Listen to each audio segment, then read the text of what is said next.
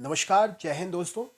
मैं रंजीत पांडे आप सभी का तहे दिल से अभिनंदन करता हूं नॉलेज पंडित के यूट्यूब चैनल पर। दोस्तों, इस वीडियो में मैं आपके लिए 100 आधुनिक भारत का इतिहास से रिलेटेड क्वेश्चंस लेकर आया हूं, जो कि पुलिस और सब इंस्पेक्टर और भी सभी एग्जाम्स के लिए इंपॉर्टेंट है।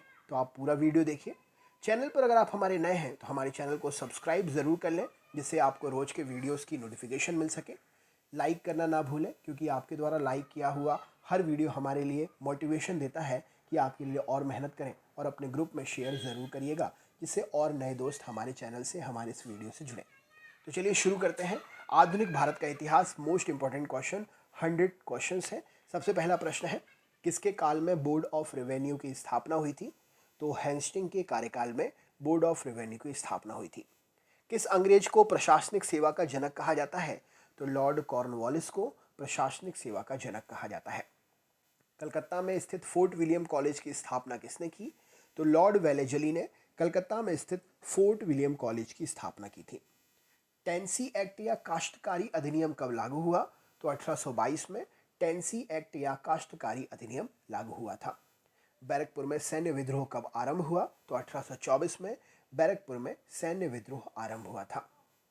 किस गवर्नर जनरल का कार्यकाल शिक्षा सुधारों के लिए जाना जाता है? तो विलियम बेंटिंग का कार्यकाल शिक्षा सुधार के लिए जाना जाता है। कलकत्ता मेडिकल कॉलेज की स्थापना कब और किसने की थी? तो 1835 में विलियम बेंटिंग ने कलकत्ता मेडिकल कॉलेज की स्थापना की थी। बालिका हत्या पर प्रतिबंध कब लगाया गया? तो बालिका हत्या पर प्रतिबंध 1830 में लगाया गया। सही उत्तर हो जाएगा। भारतीय प्रेस का मुक्तिदाता किसे कहते हैं? तो सर चार्ल्स मैडकॉफ को भारतीय प्रेस का मुक्तिदाता कहा जाता है। इनाम कमीशन की स्थापना किसने की थी? तो लॉर्ड डलहौजी ने इनाम कमीशन की स्थापना की थी। किस कर व्यवस्था के अंतर्गत किसानों से उपज का 50% वसूल लिया जाता था? तो रैयतवाड़ी व्यवस्था के अंतर्गत किसानों से उपज का 50% वसूला जाता था। नरबली प्रथा का अंत किस गवर्नर जनरल के कार्यकाल में हुआ था? तो लॉर्ड डलहौजी के कार्यकाल में नरबली प्रथा का अंत हुआ था। भारत ने ब्रिटेन की ओर संपत्ति के अपवहन का सिद्धांत किसने प्रतिपादित किया था? तो भारत से ब्रिटेन की ओर संपत्ति के अपवहन का सिद्धांत दादा भाई नौरोजी ने प्रतिपादित किया था।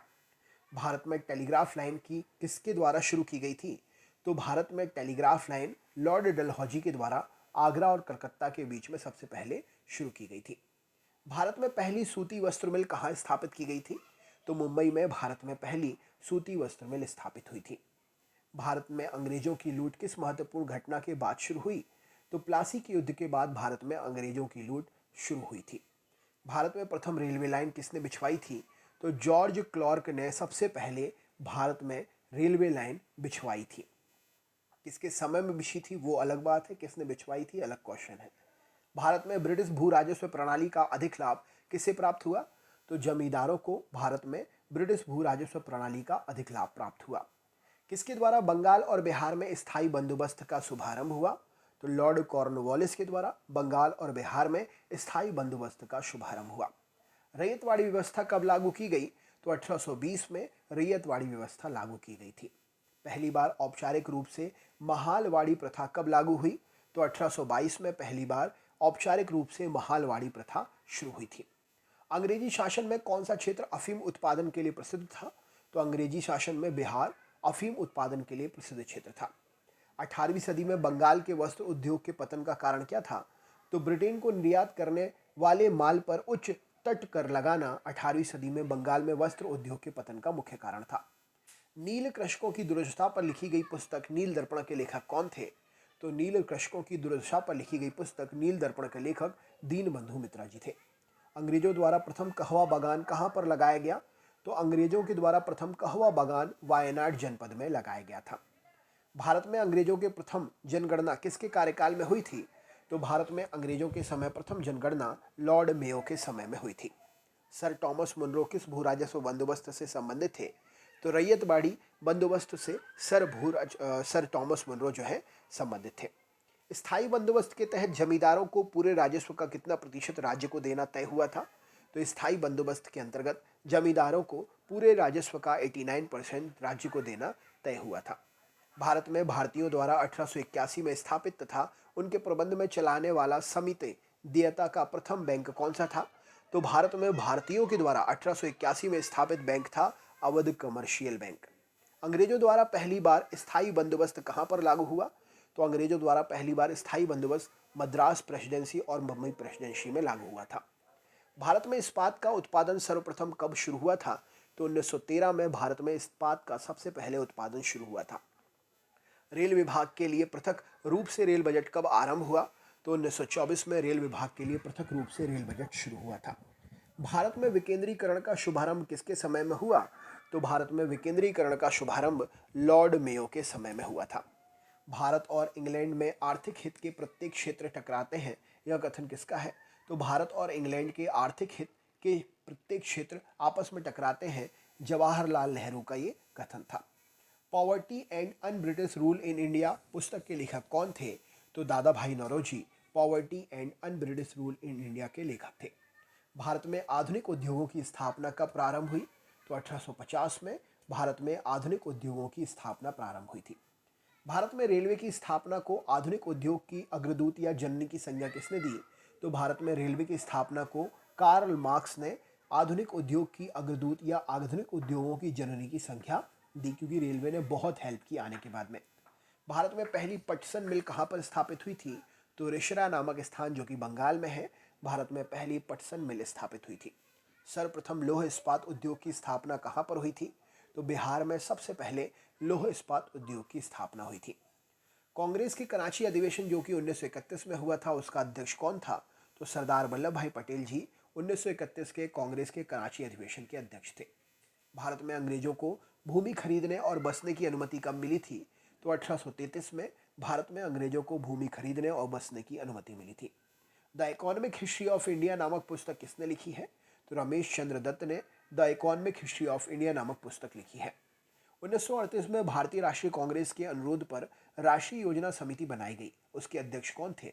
तो 1938 में भारतीय राष्ट्रीय कांग्रेस के अनुरोध पर राष्ट्रीय योजना समिति बनाई गई, उसके अध्यक्ष जवाहरलाल नेहरू जी थे। किसके काल में सिंचाई आयोग का गठन हुआ? तो लॉर्ड कर्जन के काल में सिंचाई आयोग का गठन हुआ था। कृषि विभाग की स्थापना कब की गई? तो 1872 में कृषि विभाग की स्थापना हुई। किस स्थान पर 1866 में भीषण अकाल पड़ा था? तो उड़ीसा नामक स्थान पर 1866 में भीषण अकाल पड़ा था। कलकत्ता में मुस्लिम शिक्षा के विकास के लिए मदरसे कब स्थापित हुए थे? तो कलकत्ता में मुस्लिम शिक्षा के विकास के लिए 1772 में मदरसे स्थापित हुए थे। पहले समाचार पत्र बंगाल गजट का प्रकाशन कब हुआ था? तो 1870 में पहले समाचार पत्र बंगाल गजट का प्रकाशन हुआ था। गीता का अंग्रेजी में अनुवाद किसने किया था? तो विलियम विल्किंस ने गीता का अंग्रेजी में अनुवाद किया था। बिजली संचालित तार सेवा पहली बार कहाँ आरंभ हुई थी?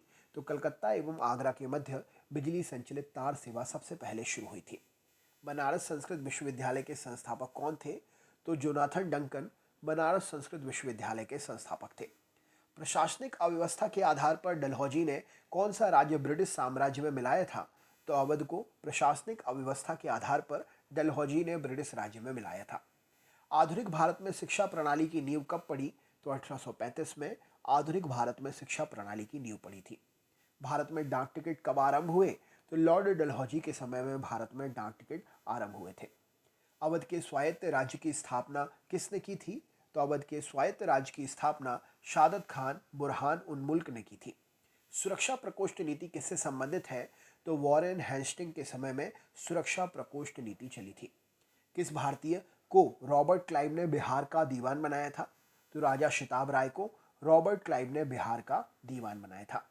महाराजा रणजीत सिंह के उत्तराधिकारी कौन थे? तो खड़क सिंह जी महाराजा रणजीत सिंह के उत्तराधिकारी थे।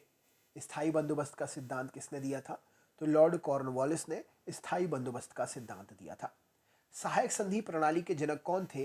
तो लॉर्ड वेलेस्ली सहायक संधि प्रणाली के जनक थे। महारानी विक्टोरिया का घोषणा पत्र किसने पढ़कर सुनाया था? तो लॉर्ड कैनिन ने महारानी विक्टोरिया का घोषणा पत्र पढ़कर सुनाया था। रणजीत सिंह किस मिसल से संबंधित थे? तो रणजीत सिंह जी सुरचकिया मिसल से संबंधित थे। किसने अपनी राजधानी मुर्शिदाबाद से मुंगेर स्थापित की थी? तो मीर कासिम ने अपनी राजधानी मुर्शिदाबाद से मुंगेर स्थापित की थी। बक्सर के युद्ध जो कि 1764 में हुआ था, दिल्ली का शासक उस समय कौन था? तो बक्सर के युद्ध के समय में दिल्ली का शासक शाह आलम द्वितीय था। टीपू सुल्तान की मृत्यु कब हुई थी? तो 1799 में टीपू सुल्तान की मृत्यु हुई थी। डिंडीगुल क्या है? तो तमिलनाडु के पास एक शहर है, तमिलनाडु का ही शहर है, उसका नाम है डिंडीगुल। किसके समय में कलकत्ता उच्च न्यायालय की स्थापना हुई थी? तो वॉरेन हेस्टिंग के समय में कलकत्ता उच्च न्यायालय की स्थापना हुई थी। ब्रिटिश भारतीय राज्य क्षेत्र के विस्तार का अंत किसके समय में हुआ था?